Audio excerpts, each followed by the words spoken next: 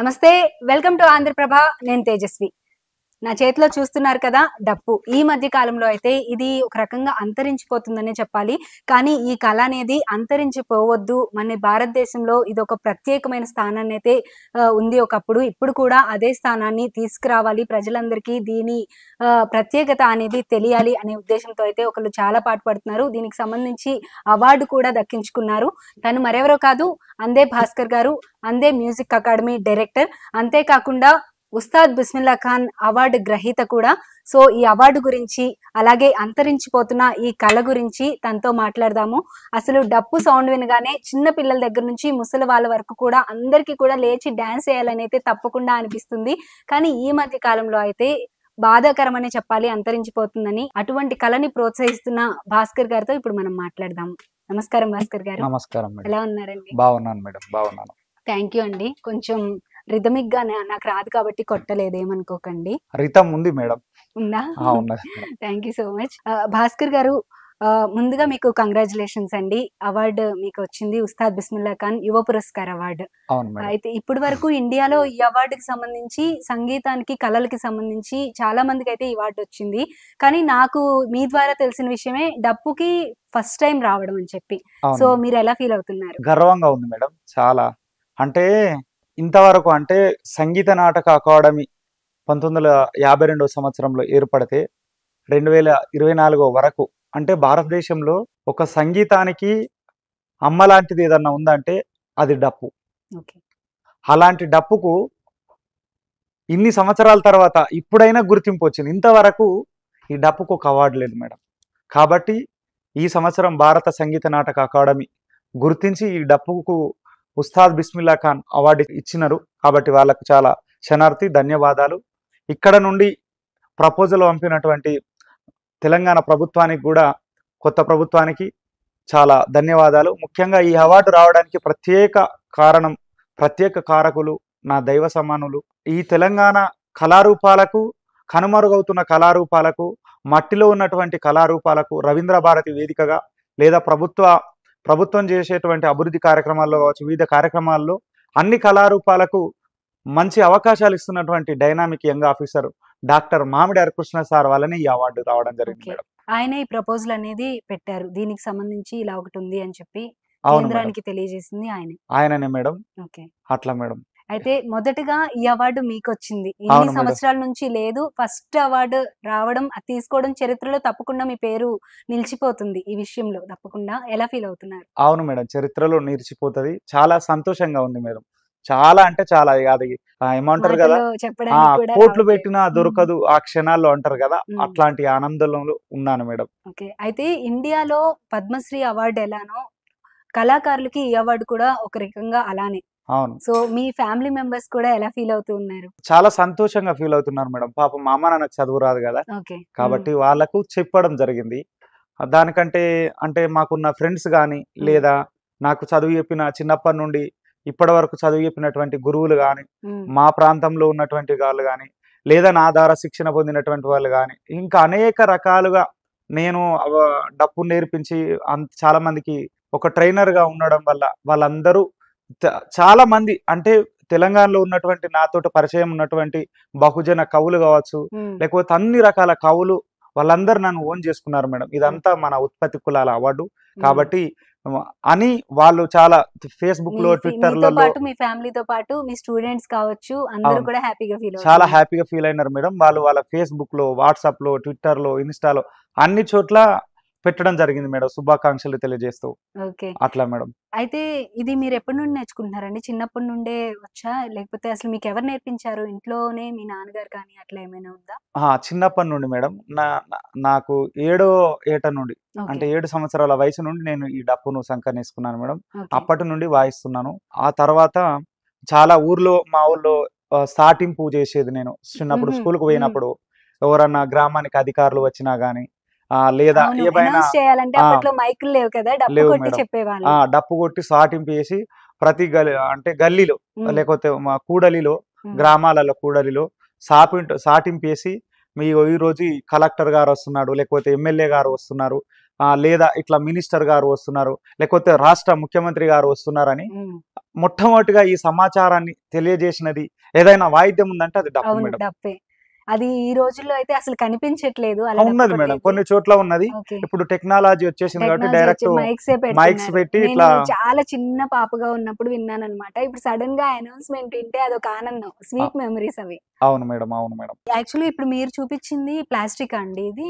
Plastic డప్పు madam. Okay. నార్మల్‌గా అయితే తోలు డప్పులుంటాయి కదా! తోలు డప్పులు. వాటిని రెడీ చేయడం అసలు ఏ తోలుతో తయారు చేస్తారు దాన్ని? దాంట్లో 2 రకాల పద్ధతులుంటాయి మేడం. ఓకే.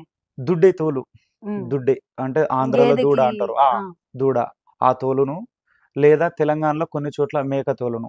ఓకే. అట్లా దాన్ని తీసుకొచ్చి అది అది గూడా తీసుకురావాలంటే దానికి గూడా ఒక భక్తి శ్రద్ధలు చాలా అవసరం. ఓహ్! హ్మ్. ఒక వారం రోజుల ముందు నుండి గూడా హ్మ్. ఒక కఠోరమైన సాధన జేయాల దానికోసం. హుహు. ఈ డప్పు తయారీ విధానంలో. ఓకే. చేసి దాన్ని ఫస్టు ఆ స్కిన్‌ని తీసుకొచ్చి ఒక లంద అంటే ఆ! లంద ఎక్కడుంటదంటే అది మాదిగ లంద అనంటారు. ఎల్లమ్మ ఉంటదక్కడ. ఆ లందలో నానబెట్టి హ్మ్. ఒక వారం తర్వాత దాన్ని తీసి ఉప్పు ఆ! వాటన్నిటిని వేసి దాన్ని రాసి కడిగి హ్మ్. దాని తర్వాత ఆ స్కిన్‌ను మొత్తం తీసేసి దాన్ని ఒక చెక్కకు పైనున్న హెయిర్ అంతా హెయిర్ అంతా తీసేస్తారు. ఓకే. తీసేసి తర్వాత దాన్ని ఒక కడెం హ్మ్. కడానికి దానికి ఫిట్ అతికించి చేస్తారు. ఫిట్ చేయాలి మేడం. హ్మ్. దాన్ని తీసుకొచ్చి రౌండ్‌గా ఉన్నటువంటిది ఇది ఈ కడెం దీన్ని కొన్ని చోట్ల కుందెన, కొన్ని చోట్ల కుదురు అంటారు. మా సిద్దిపేట ప్రాంతంలో డప్పు కుందెన అంటారు.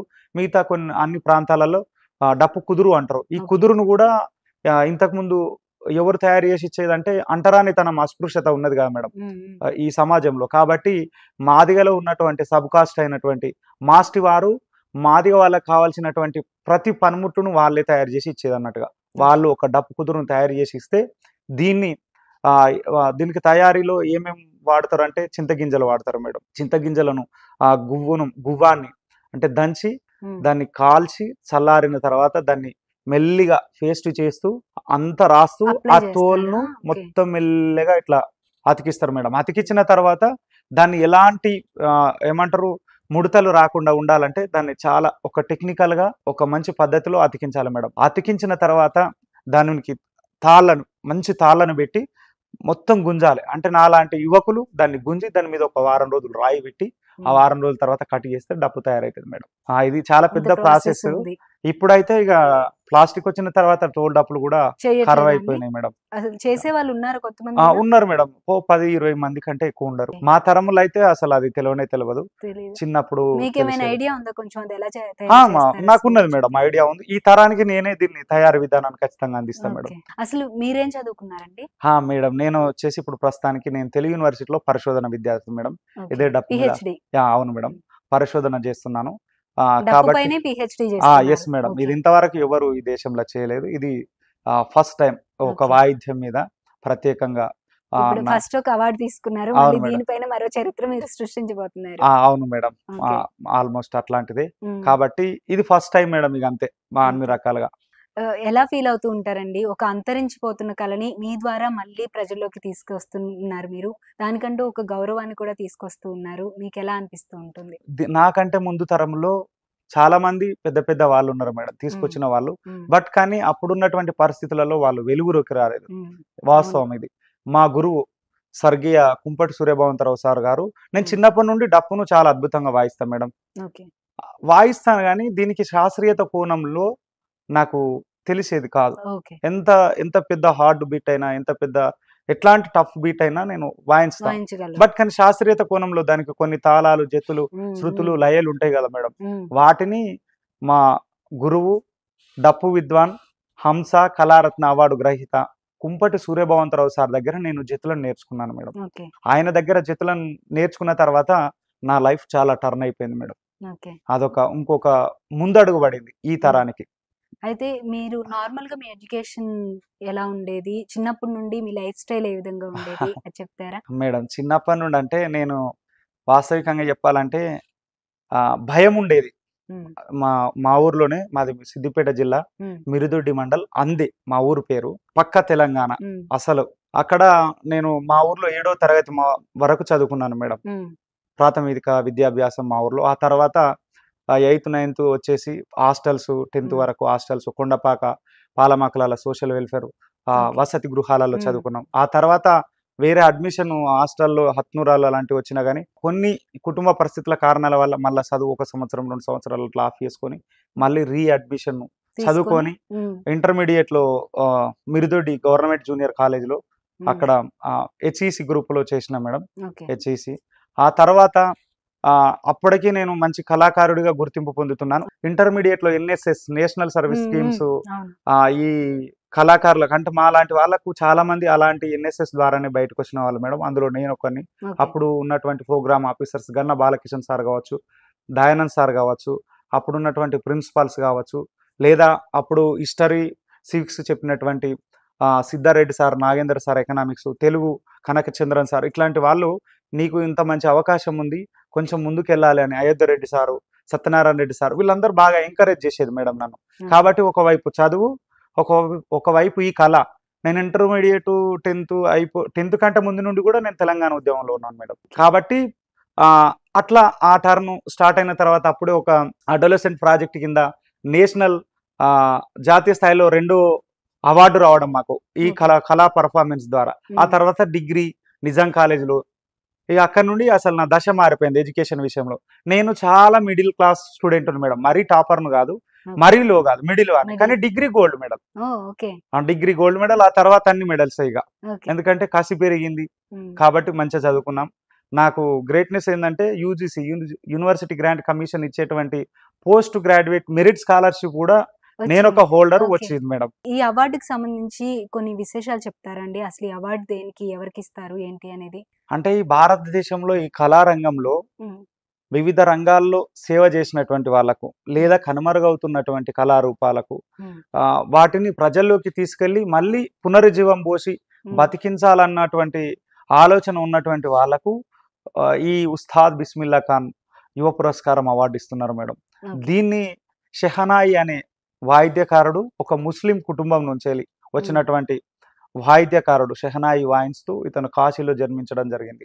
కాబట్టి ఆ షెహనాయిని పట్టుకొని ప్రపంచ దేశాలు అతని ప్రదర్శన కోసం చూసినాయి మేడం.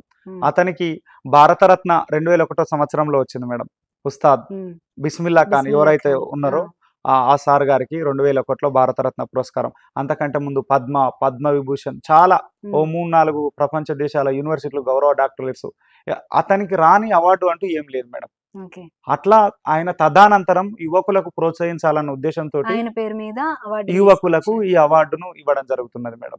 అయితే ఇప్పుడు మీరు వచ్చేటప్పటికి ఉద్యమంలో, తెలంగాణ ఉద్యమంలో కూడా పాల్గొన్నాను అని చెప్పారు కదా. ఉద్యమం టైంలో అసలు ఎలా ఉండేది, మీరు ఎలా పార్టిసిపేట్ చేసేవాళ్ళు, ఫైనల్ గా తెలంగాణ వచ్చింది, ఇదంతా చెప్తారా? ఎలా ఫీల్ అయ్యారు? తెలంగాణ ఉద్యమంలో చాలా బీభత్సమైన కష్టం మేడం. అసలు మేము చదువుకుంటున్న కాలంలో ఎప్పుడు ఎక్కడ ఉండేదో తెలిసేది కాదు. నేను నిజం కాలేదు, మా హాస్టల్స్ మీద లాఠీ చార్జ్ అయిన సందర్భం ఉంది. ఆ సందర్భంలో కొంచెం నాకు కవిత్వాలు, పాటలు రాసే అలవాటు. కాబట్టి ఆ సందర్భంలో నేను కొన్ని కవిత్వాలు రాసి నా ఫ్రెండ్స్ డిటిపిఎన్సి గోడలు అతికేస్తే తీసుకుపోయి జైల్లో పెట్టిన సందర్భాలు కూడా ఉన్నాయి.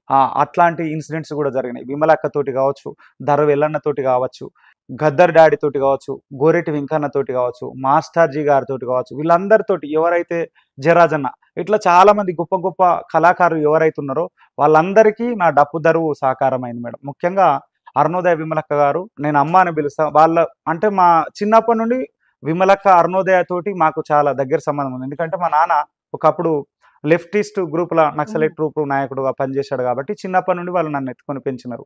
కాబట్టి ఆ చిన్నప్పటి నుంచి కూడా ఒక ఉద్యమ స్వభావం కలిగినటువంటి కుటుంబం నుంచి వచ్చినాను మేడం. నేను తెలంగాణ వచ్చింది కదా, వచ్చినప్పుడు మీ ఫీలింగ్ ఏంటి?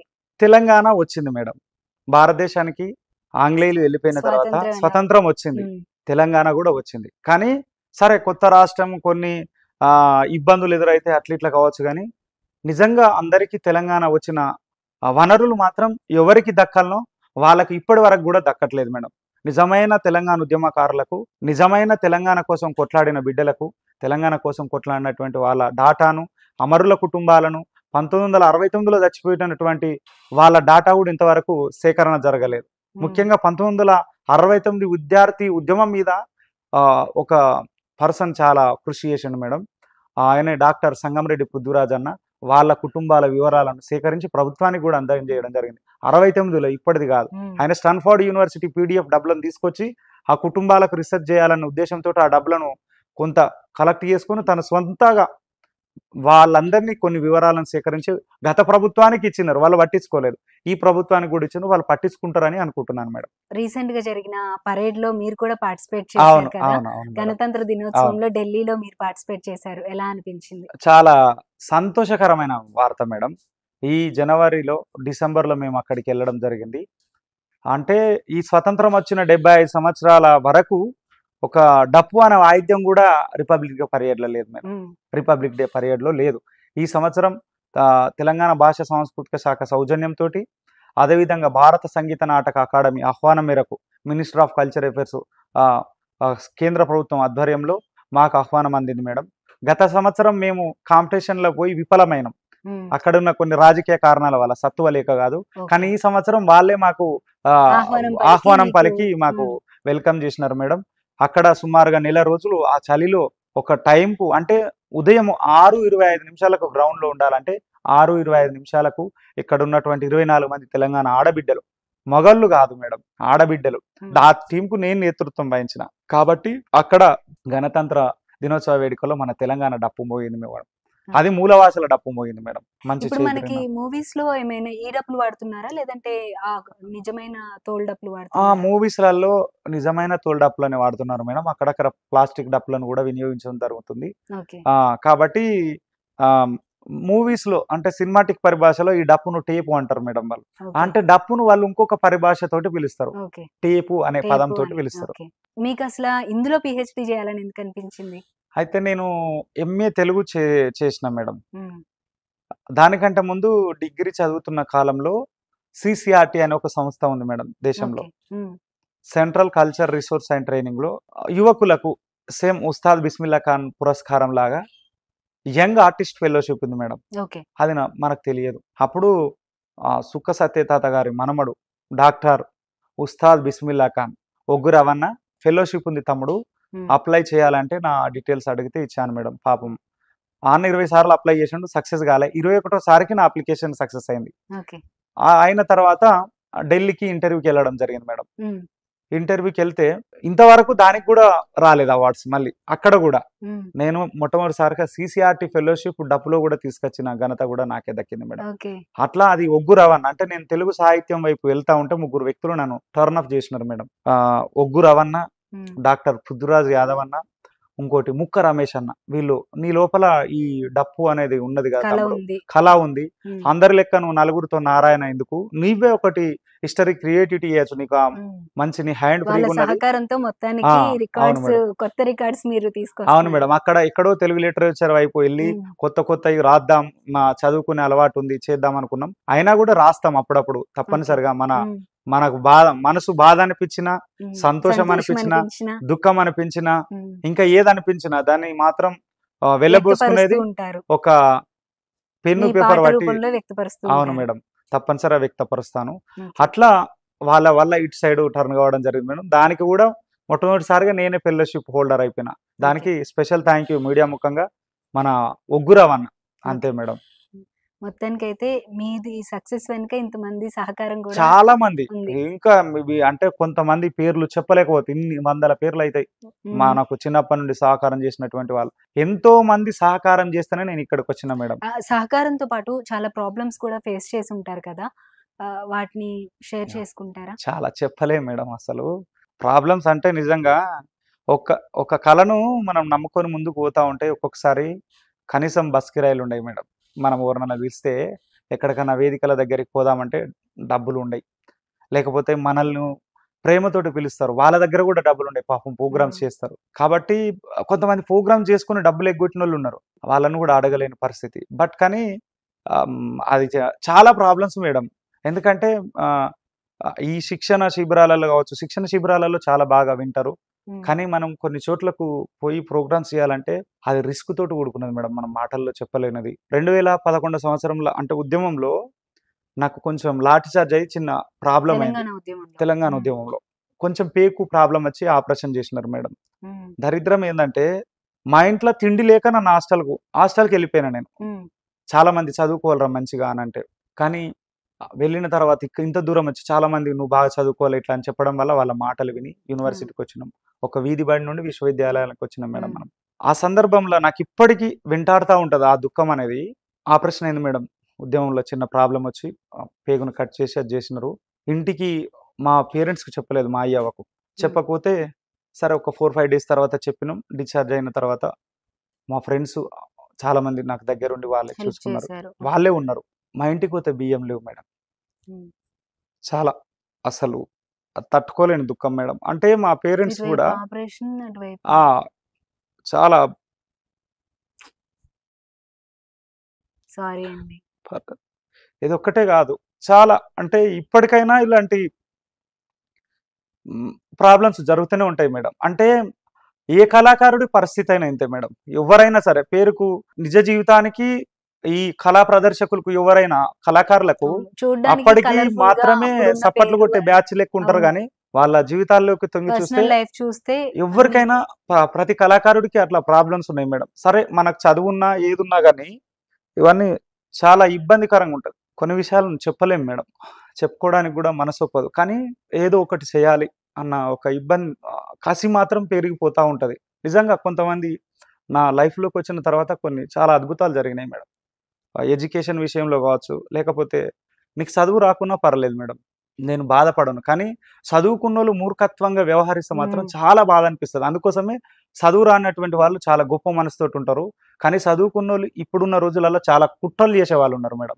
నిజాయితీగా పనిచేసేటువంటి వాళ్ళను ఈ సమాజం ఎప్పుడు బతకనియ్యదు. అది బుద్ధుడి కాలం నుంచెల్లి ఇప్పటి వరకు జరుగుతూనే ఉంది మేడం.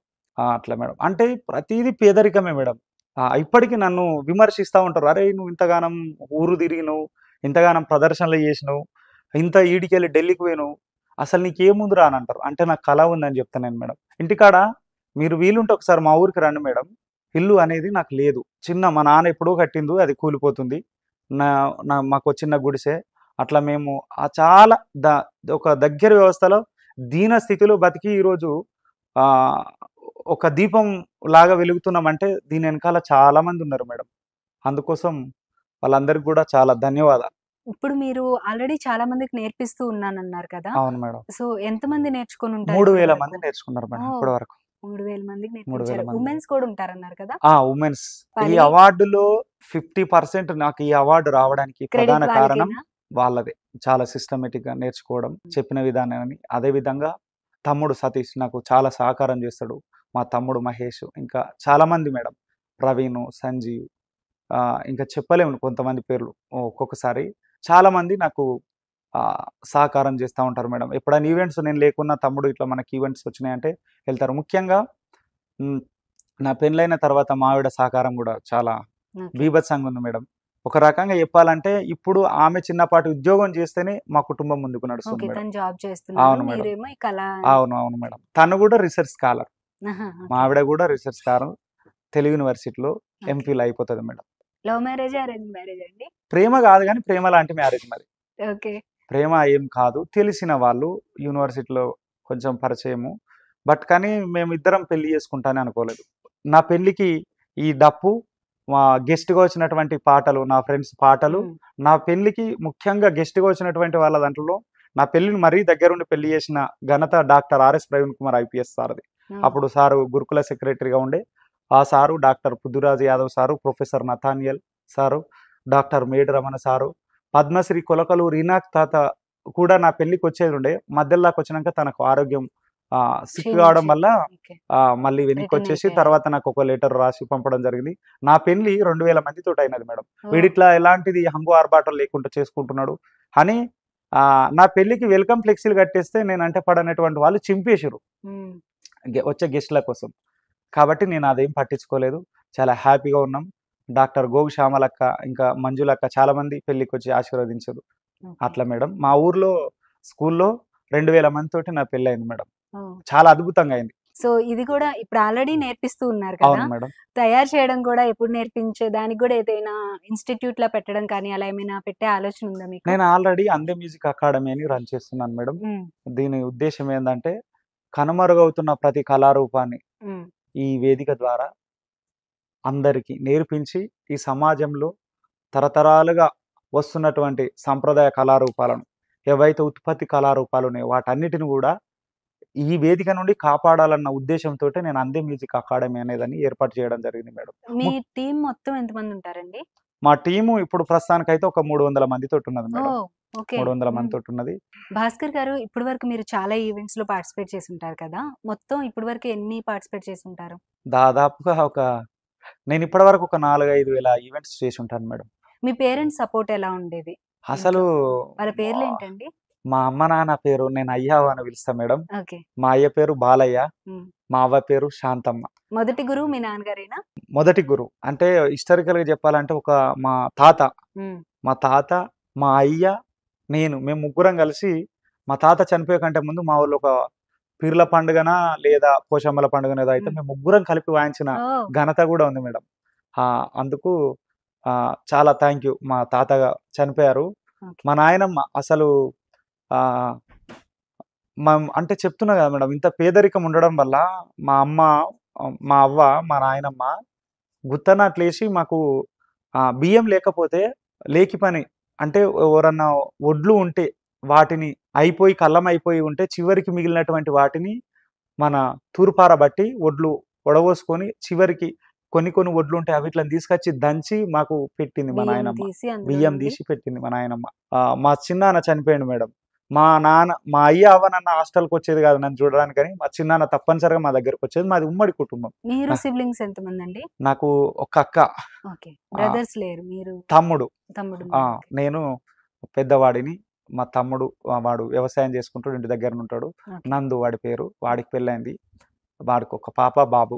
ఓకే. మా అక్క శోభారాణి. మా అక్కకు ముగ్గురు పిల్లలు. మా అక్క వ్యవసాయం చేసుకుంటది. మీ తమ్ముడికి ఇంట్రెస్ట్ లేదా దీనిపైన? మా తమ్ముడు గూడా వాయిస్తాడు మేడం. డప్పు కొడతాడు. ఓకే. కానీ ఇప్పుడిప్పుడు ఇంకా కొంచెం తరఫీదు తీసుకొని మా ఊరు నేర్చుకుంటున్నారు. పిల్లలు ఇంకా ఫుల్ గూడా ఫ్లెడ్జ్డ్‌గా నేర్చుకుంటున్నారా? ఓకే. నేర్చుకోవాలి అని లాస్ట్ టైమ్ వర్క్‌షాప్‌లో గూడా మా తమ్ముడు పిరమిడ్స్ అంటే మనుషులను మోసేది వాడే బలంగా ఉంటాడు గాబట్టి ఆహా! ఓకే. అట్లాంటి స్టంట్స్ చేసినప్పుడు, సాహసాలు చేసినప్పుడు మా తమ్ముడు వస్తాడు మేడం. లాస్ట్ టైమ్ ఒక 2, 3 వేదికలలో వచ్చిండు. ఇప్పుడు ఆయనకి ఇంట్రెస్ట్ పెరిగింది. ఈ అవార్డ్ వచ్చిన ఆహా! తర్వాత ఓకే. చాలా మందికి ఇంట్రెస్ట్ పెరిగింది మేడం. అట్లా ఓకే. మేడం. మీ వైఫ్ సపోర్ట్ ఎలా ఉంటుంది? మీ పిల్లలు కానీ? మా వైఫ్ సపోర్ట్ చెప్తున్నా గదా! నేను ఆహ్, తను జాబ్ చేస్తూ మీకు ఈ సపోర్ట్ ఇస్తూ 50% వస్తుంది. ఓకే. స్త్రీలకే అన్నా గదా మేడం. హ్మ్. ఈ 100% ఆమె శాతం గూడా 50% మేడం. ఓకే. అసలు ఆమె లేకపోతే చాలా కష్టం. మనం బయట సమాజంలో తిరగడం. ఎంత ఏది చేసినా అర్థం చేసుకునే ఆలి లేకపోతే చాలా అవును. మంది చరిత్రలు చూస్తున్నాం మేడం. చాలా విచ్ఛిన్నకరమైన ఎంత సక్సెస్ పరిస్థితులున్నాయి. ఉన్నా హ్యాపీనెస్ ఉండదు. ఉండదు మేడం. పర్సనల్ లైఫ్‌లో. అయినా మనల్ని డిస్టర్బ్ చేయడానికి చాలా మంది ప్రయత్నాలు చేస్తారు మేడం. హ్మ్. ముఖ్యంగా మా మేనత్తలు ముగ్గురు మేడం. నాకు మా నాన్నకు ఒక అక్క, ఇద్దరు చెల్లెండ్లు. హ్మ్. మా పెద్దక్క బూదవ్వ, నడిపక్క ఎల్లవ్వ, చిన్నామె పోషవ్వ. వీళ్ళు ముగ్గురు నాకు చిన్నప్పుడు నేనెందుకు భయపట్టునంటే, ఇప్పటి వరకు 5 సార్లు మరణం దగ్గరికి పోయొచ్చిన. హ్మ్. కాబట్టి అందుకోసమే నాకు భయమంటూ లేదు. నా చిన్నప్పుడే నాకు 97, 98 ప్రాంతంల చిన్న ఇన్సిడెంట్ అయ్యి చనిపోయేవాడిని. హ్మ్. బతికిపోయినా. అది ఎట్లా బతికినంటే కేవలం మా చిన్నక్క పని జేసి అప్పుడున్నటువంటి అంటే ఏదైనా హెల్త్ పరిస్థితులలో ఇన్సిడెంటా? హెల్త్ ఇన్సిడెంట్ అంటే నాకు ఎద్దు పొడిచింది మేడం. నా పేగులన్నీ బయటకొచ్చేసినాయి. ఓహ్! ఎద్దు పొడవడం వల్ల. అట్లా అప్పుడు అంతకంటే ముందే నాకు కొంచెం ఆరోగ్యం పాడై కొంచెం కాళ్ళు చేతులు పడిపోవడానికి దగ్గరలో ఉండే. అదెందుకొచ్చిందో తెలవదు. హ్మ్. ఆ తర్వాత అట్లాంటి ఏమి ఇన్సిడెంట్స్ కాలేదు. ఓకే. విపరీతంగా ముఖముబ్బడము అట్లాంటిదైతే పాపం మా మా వాళ్ళు చాలా తిప్పినారు హాస్పిటల్ చుట్టూ. అప్పుడున్న పేదరికంలో గూడా వాళ్ళు చాలా అయ్యో! ఇట్లా కష్టపడ్డారు. చాలా బీభత్సంగా కష్టపడి తిరగరాని చోట్ల తిరిగి మంచి అయినారు మేడం. నిజంగా నేను బతికి ఉండడానికి మా చిన్నక్క చాలా కారణం. ఆమె ఓకే. అప్పుడు ఇంటి దగ్గరుండి ఆమెకు చాలా ధన్యవాదాలసలు. మీ పిల్లలున్నారా అండి? నాకిద్దరు బాబులు మేడం. మా ఓకే. పెద్ద బాబు పేరు జ్ఞానయోధ్. యూకేజీ చదువుతున్నాడు. ఆ! చిన్న పాప పేరు ప్రజ్ఞాన్ యోధ్. ఓకే. 2.5 సంవత్సరాల అబ్బాయి మేడం. ఫ్యామిలీ సపోర్ట్ మాత్రం మీకు 100% ఉందనే చెప్పాలి. 100% ఉన్నది మేడం. ఫ్యామిలీ సపోర్టు, బయట ఉండేటువంటి ఉద్యమకారుల సపోర్టు. ఇప్పుడు విమలక్క గావచ్చు, ఆహ్, మన గద్దర్ గారి స్వర్గీయ గద్దర్ హ్మ్. డాడీ. అసలు ఈరోజు ఇట్లా అవార్డొచ్చిందనంటే నా ఇంటికొచ్చేటోడు మేడం. పాపం ఆయనకు మిస్ అయిపోయినాం. గోరెటి వెంకన్న హ్మ్. లేదా మాస్టర్ జీ గారు. గద్దర్ గారికి, గద్దర్ అన్నకి నంది అవార్డ్‌కి ఆయన పేరు పెట్టారు కదా! సో, ఎలా ఫీల్ అయ్యారు? అసలు స్పెషల్‌గా ఈ ప్రభుత్వం వచ్చిన తర్వాత చాలా ధన్యవాదాలు మేడం ప్రభుత్వానికి. ఎందుకు అంటే ఇదే ప్రభుత్వాలు ఒకప్పుడు గద్దరన్న గారిని విపరీతమైన నిర్బంధాలు పెట్టి ఆయన పాటలను లేకపోతే ఆయన కంఠాలను ఆయన మీద చాలా ప్రెషర్ పెట్టి విపరీతమైన కేసులు పెట్టి జైల్లో వేసిన సందర్భాలు. కానీ పాట చాలా గొప్పది. పాట ప్రాణం పోసును, ప్రాణం తీసును. అవసరం అనుకుంటే పవర్‌లో ఉన్నటువంటి వాళ్ళను కుర్చీ పక్కకేసేటువంటి కెపాబిలిటీ, శక్తి కల్లది పాట. కాబట్టి ఈ తెలంగాణలో ఎందుకింత సక్సెస్‌గా ఉద్యమాలు గాని ఇవన్నీ ఉన్నాయంటే దీని వెనకాల సాయుధ పోరాటం నుండి కావచ్చు, లేకపోతే అంతకుముందు జరిగిన దేశ స్వతంత్ర పోరాటంలో కావచ్చు, గోండుల నుండి జరిగినటువంటి తిరుగుబాటు కావచ్చు, వీటన్నిటిలో చాలా పవర్‌ఫుల్‌గా ఒక వెపన్ లాగా పనిచేసింది పాట. కళాకారులు. పాట. పాట. దానికంటే ముందు సుద్దాల హనుమంతు కావచ్చు, పెద్ద మనిషి. హ్మ్. అంతకంటే ముందు బండి యాదగిరి అన్న కావచ్చు. ఆ తర్వాత చాలా మంది రచయితలు, గొప్ప గొప్ప రచయితలు వెలుగులోకొచ్చి ఒక తిరుగుబాటు. అందరిలో ఒక ఉత్తేజాన్ని తీసుకొచ్చారు అవును. తిరుగుబాటుకి. వీళ్ళందరూ. అట్లా ఒక పెద్ద ఉద్యమానికి ఏదన్నా ఉందంటే నాంది నాంది పలికి. పాట. హ్మ్. పాటకు, డప్పుకు చాలా సంబంధం ఉంటది అవును. మేడం. అన్నదమ్ముల సంబంధం. హ్మ్. పాట లేకుండా వేదిక చూడొచ్చు గానీ, శబ్దం లేకుండా వేదిక చూడలేం. అట్లా స్వాగతించాల్సిన విషయం మేడం. జరగాలి. ఇప్పటికైనా కొంతమంది ప్రజా ఉద్యమాలు చేసినటువంటి కవులు, కళాకారుల మీద కొన్ని కేసులున్నాయి. హ్మ్. అవి ఎత్తేస్తే బావుంటదని నేను కోరుకుంటున్నాను మేడం. ప్రభుత్వానికి కూడా ఒక చిన్న విజ్ఞప్తి చేస్తున్నాను ఓకే. అయితే భాస్కర్ గారు మీరు ఇప్పటి వరకు చెప్పిన దాన్ని బట్టి మేడం. చాలా హ్యాపీగా ఫీల్ అయిన సిట్యుయేషన్ ఏంటి? రీసెంట్‌గా పద్మ అవార్డ్స్ వచ్చినప్పుడు హ్మ్. భాషా సాంస్కృతిక శాఖ నుండి ప్రభుత్వం అఫీషియల్‌గా శిల్పకళా వేదికలో ఒక హ్మ్. ప్రోగ్రామ్ అరేంజ్ అవును. చేయడం జరిగింది. చేశారు. నేను కొంచెం అనారోగ్యంగానే ఉన్నాను మేడం ఆ రోజు. ఓకే. ఢిల్లీ ఎళ్ళిన తర్వాత కొంచెం నాకు ఆరోగ్యం పాడై లంగ్స్ ఇన్ఫెక్షన్ అయ్యి హుహు. ఫీవర్ తోటున్నా. అయినా గూడా మాకు హరికృష్ణ సార్ "నువ్వు తప్పనిసరిగా ఉంటే బావుంటది తమ్ముడు.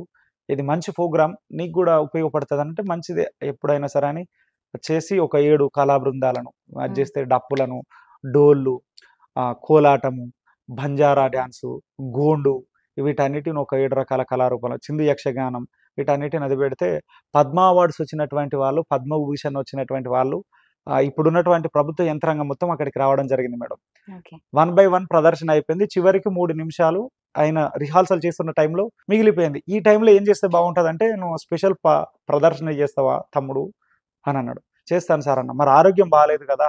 ఆలోచన చేయి" అంటే, "చేస్తానన్నాను." "చేస్తావంటే చేస్తాను. చలో రాసేయండి." టైం నాన్న అప్పటికప్పుడు ఆ వేదిక మీద టైం ఇస్తే మేడం 3 నిమిషాల నా ప్రదర్శన ఎక్కడికో తీసుకెళ్ళిపోయింది మేడం.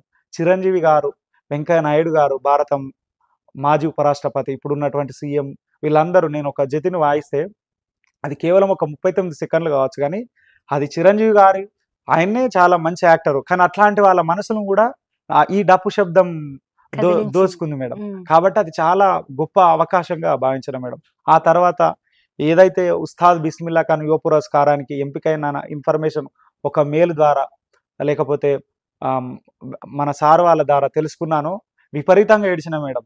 అసలు నేను మా హరికృష్ణ సార్‌కి ఫోను జేసి, "సార్ ఇట్లా డిక్లేర్ అయిపోయింది అవార్డు." అన్న ఎట్లా ఆనంద అంటే బాష్పాలు.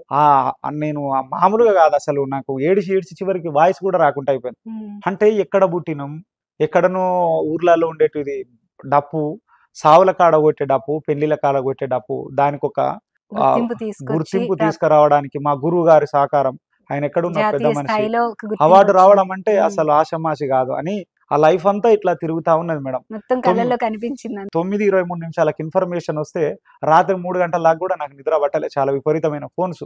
అసలు అట్లా 2, 3 రోజులు చాలా హ్యాపీగా ఫీల్ అయినా. అంతే హ్యాపీగా నా వల్ల కాలే. హ్మ్. అంటే అంత ఏడవడం గూడా జరిగింది మేడం. అది ఓకే. నా జీవితంలో. అయితే మీరు తెలంగాణ ఉద్యమంలో కూడా పార్టిసిపేట్ చేశారు కదా! అవును మేడం. చాలా మంది ఉద్యమంలో ఉన్నవాళ్ళు తర్వాత రాజకీయాల్లోకొచ్చారు. ఏదో ఒక పదవులు ఆశించడం గానీ, ఇలా మనం చూస్తూనే ఉన్నాము. చాలా రాజకీయ పార్టీలు అంటే ఓన్లీ ఆహ్, బీఆర్ఎస్ అనే కాదు, కాంగ్రెస్ అనే కాదు, అన్ని రాజకీయ పార్టీల్లో కూడా ఉద్యమకారులున్నారు. మీకెప్పుడైనా మీకంటూ ఒక పేరు గూడా వచ్చిందిప్పుడు. మీకు గూడా రాజకీయాల్లోకి రావాలి అనే ఆలోచన ఏమైనా ఉందా? రాజకీయాల్లోకి రావాలన్న ఆలోచన ఉన్నది మేడం. ఉందా? ఓకే. నేను హ్మ్. మనస్ఫూర్తిగా ఒప్పుకుంటున్నాను. హ్మ్. ఎందుకంటే బాబాసాహెబ్ సార్ ఒకటే చెప్తాడు. అంటే ఈ పేదరికాన్ని గాని అన్నిటిని జయించాలంటే ఏ డోర్‌ని ఓపెన్ చేయాలన్నా దానికి పొలిటికల్ పవర్ ఈజ్ ఏ హ్మ్. మాస్టర్ కీ అని పవర్ ఈజ్ చెప్తాడు. ఇంపార్టెంట్. హ్మ్. మాస్టర్ కీ అని చెప్తాడు. కాబట్టి రాజకీయాలనేటివి ఇష్టం. చాలా ఇష్టం.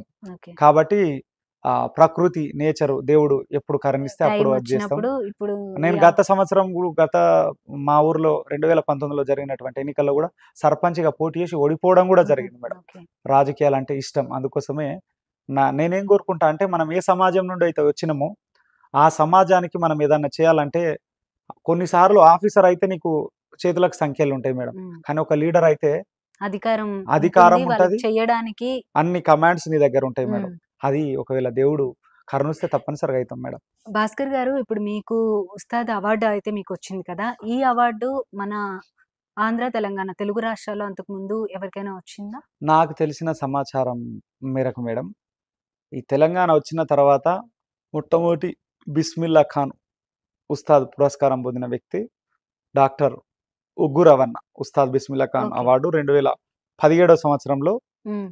రవణ నాకు గురువు సమానులు అని చెప్పిన కదా మేడం, ఉమ్. ఆ అన్నకు రావడం జరిగింది మేడం.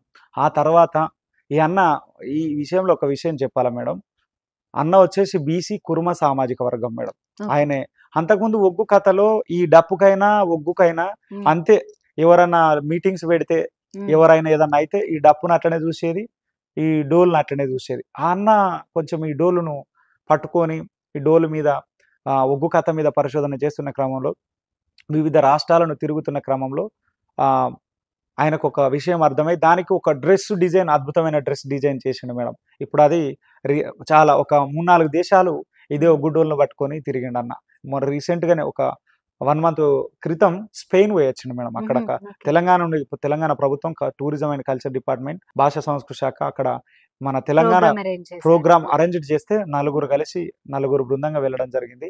ఆ అన్న ICCR minister of culture affairs కూడా మెంబర్ గా చేశారు. ఆ తర్వాత మనకు గూడాలలో ఉమ్. లేదా మనకు వివిధ ప్రాంతాలలో అంటే ఒక పేరణి డ్యాన్స్ అంటే కొంత పెద్ద కులం వాళ్ళే కనిపిస్తారు మేడం. వాస్తవికంగా శాస్త్రీయత నృత్యాలలో కొంతమంది కష్టపడ్డ వాళ్ళు కూడా చిన్న కులాల నుండి, పత్తి కులాల నుండి వచ్చినటువంటి వాళ్ళు ఉన్నారు. కానీ ఈ పేరణిలో ఒక లంబాడి తండా నుండి వచ్చినటువంటి వ్యక్తి రాజ్ కుమార్ అన్న గారు, ఆయన ఎక్కడనో సూర్యాపేట జిల్లాలో పుట్టి వాళ్ళ తండా నుండి మన దేశ ఖండాలు దాటి వెళ్ళిపోయాడు మేడం. ఇప్పుడు ఆయనకు గత సంవత్సరం 2000 నాకంటే ముందు పోయిన సంవత్సరం ఆయనకు పేరణి డ్యాన్స్కు, పేరణి నృత్యానికి కాకతీయుల కళా అంటే కాకతీయ రాజ్యాలు ఉన్నప్పుడు ఉమ్. వాళ్ళందరూ యుద్ధానికి వెళ్తా ఉంటే వాళ్ళందరిని ఒక ఉద్రిక్తం తీసుకురావడానికి ప్రధానంగా భూమిక పోషించేది ఏమైనా ఉందంటే ఖచ్చితంగా పేరణి నృత్యం మేడం. కాబట్టి ఈ పేరణి నృత్యానికి గత సంవత్సరం ఉస్తాద్ బిస్మిల్లా ఖాన్ పురస్కారం వచ్చింది. ఓకే. ఈ సంవత్సరం నాకు రావడం జరిగింది మేడం. కాబట్టి నేను నిన్ననో మొన్ననో ఫేస్బుక్లో పోస్ట్ చేసిన ముగ్గురం మూలవాసుల బిడ్డలం, ముగ్గురు ఉస్తాదులం అని ఒక్క పాయింట్లో చిన్న కవిత రాశాను మేడం. అంతే, ఒకటే వాడు ఓకే. అయిపోయింది మేడం. అది వాళ్ళకు కూడా చాలా థ్యాంక్ యూ. నాకు సపోర్ట్ చేసేటువంటి వాళ్ళందరికీ, ఎవరు చాలా మంది 100 మంది పేర్లు ఉన్నాయి, నాకు చాలా మంది సహకారం చేశారు. కాబట్టి ఇది మీడియా కాబట్టి పేర్లు చెప్పడానికి కూడా అందరి చెప్పలేం. కాబట్టి మీరందరూ పేర్లు చెప్పినందుకు మన్నించాలి అని కోరుకుంటూ చాలా ధన్యవాదాలు. భాస్కర్ గారు, మీరు ఇప్పుడు పిహెచ్డి కూడా చేస్తూ ఉన్నారు కదా, వీటన్నిటికీ అసలు మీకు హెల్ప్ చేసేది ఎవరు? మీ గైడ్స్ ఎవరు? ఎవరి పేరు స్పెషల్ గా చెప్తారు? స్పెషల్గా మేడం నా గైడ్ డాక్టర్ ప్రొఫెసర్ గడ్డం వెంకన్న సారు నన్ను చాలా ఎంకరేజ్ చేస్తారు మేడం.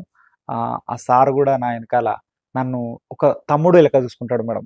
ఆ సార్ గారికి కూడా చాలా ధన్యవాదాలు. అదేవిధంగా మా తెలుగు యూనివర్సిటీ రిజిస్టర్ ఆచార్య భట్టు రమేష్ సార్ గారికి, అదేవిధంగా ఇప్పుడు గతంలో వీసీగా చేసినటువంటి ఆచార్య ఎస్వి సత్యనారాయణ సార్ గారికి, అంతకంటే ముందు మా ఫోక్ డిపార్ట్మెంట్ డీన్గా చేసినటువంటి జై మనోహర్ మేడం, అదేవిధంగా ప్రస్తుత మేడం గారికి, ప్రస్తుత వీసీ ఆచార్య తంగెడి కిషన్ రావు సార్ గారికి, నేను నిజాం కాలేజీలో ఉన్నప్పుడు మా నాన్న ప్రజా ఉద్యమాల్లో పనిచేస్తే మా నాన్నతో పాటుగా పనిచేసి పీడిఎస్యూలో పనిచేసినటువంటి ప్రొఫెసర్ తలారి ప్రేమయ్య సార్ గారు, ఇటికాల పురుషోత్తం సార్ గారు, ప్రస్తుతం తెలుగు డిపార్ట్మెంట్ హెచ్ఓడిగా ఉన్నటువంటి మా గురువు, ఈ మధ్యన పదవి స్వీకరించిన డాక్టర్ సాగి కమలాకర్ శర్మ గారు, ఇంకా చాలా మంది సార్ గారులకు చాలా మందికి పేరు పేరున ధన్యవాదాలు. మీ సక్సెస్ గురించి కావచ్చు, లేదంటే రాబోయే తరాలకి మీరు అందించాలి అనుకున్న ఈ కళ గురించి కావచ్చు, మా ఆంధ్రప్రభ వ్యూవర్స్కి ఏం చెప్పాలనుకుంటున్నారు? ఒకటే మేడం,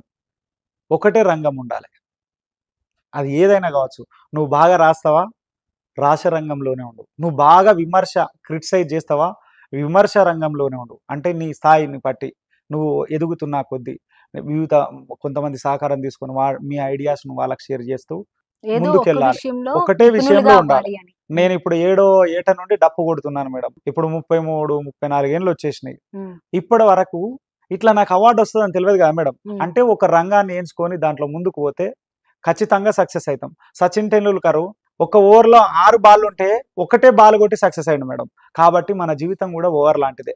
దాన్ని మనం నాదే ఒక ఎగ్జాంపుల్ గా తీసుకోండి దయచేసి. చాలా కడు పేదరికం, ఇప్పటికైనా పేదరికంలోనే ఉన్నాం. కాబట్టి మీరు ఎంచుకున్న రంగంలో ఒక మార్గంలో ఒకే ఒక లక్ష్యాన్ని ఎంచుకోండి. ఖచ్చితంగా మనం సక్సెస్ అవుతాం. దానికి నేనే ఎగ్జాంపుల్. మిగతా పుస్తకాలు తిరిగేయాల్సిన అవసరం లేదు. నేను లైవ్ లో ఉండి చెప్తున్నాను మేడం. మీ ఫేస్ లో అయితే ఆ కృతజ్ఞత భావం అనేది చాలా క్లియర్ గా కనిపిస్తుంది. దానికి చాలా మెచ్చుకోవాలి నిజానికి. ఈ రోజుల్లో చాలా మంది మర్చిపోతున్నారు అవసరం అయిపోయిన తర్వాత. So thank you so much అండి. చాలా ఈ ధన్యవాదాలు మేడం. ఈ డప్పు గురించి చాలా మందికి తెలియదు. ఇది అసలు ఎలా తయారు చేస్తారు, దీన్ని ఎలా వాయిస్తారు అనేది కూడా ఇప్పుడున్న జనరేషన్ కి ఎవరికి తెలియదు. మీరు ఇప్పుడు దీన్ని ప్రజల్లోకి తీసుకెళ్ళాలి అని చెప్పి చాలా గట్టిగా అనుకుంటున్నారు. అది మంచి సక్సెస్ అవ్వాలని అయితే మనస్ఫూర్తిగా కోరుకుంటున్నాను. థ్యాంక్ యూ సో మచ్ అండి. చాలా ధన్యవాదాలు మేడం. సో ఇది ఇవాల్టి ఇంటర్వ్యూ. చూసాం కదా, ఒక మనిషి ఏదైనా అనుకున్నారు అంటే తప్పకుండా అది సక్సెస్ అవుతుంది. గట్టిగా మనకంటూ ఒక తపన అనేది ఉండాలి, చెయ్యాలి అని చెప్పి. ఇవాళ కాకపోయినా రేపైనా కొంచెం లేట్ అయినా సరే సక్సెస్ అనేది అయితే తప్పకుండా చూస్తాము. ముఖ్యంగా భాస్కర్ గారు చెప్పేది ఏంటంటే, మనం ఒకటి అనుకున్నాము అంటే ఏదైనా సక్సెస్ అవ్వాలి అనుకుంటే ఒకే రంగాన్ని ఎంచుకొని అందులోనే నిపుణులైతే కనుక తప్పకుండా సక్సెస్ని అయితే చూస్తారు అని చెప్పి తను చెప్తున్నారు. తను అనుకోలేదు చిన్నప్పుడు తన కెరియర్ స్టార్ట్ చేసినప్పుడు ఎటువైపు వెళ్ళాల్సిన ఎడ్యుకేషన్ ఇటువైపు వచ్చి ఇంత మంచి పేరు తీసుకునేలాగా డెస్టినీ చేస్తుందని చెప్పాలి. సో ఇది వాటి స్పెషల్ ఇంటర్వ్యూ. మరో ఇంటర్వ్యూలో మళ్ళీ కలుద్దాం. అంతవరకు చూస్తూనే ఉండండి ఆంధ్రప్రభ.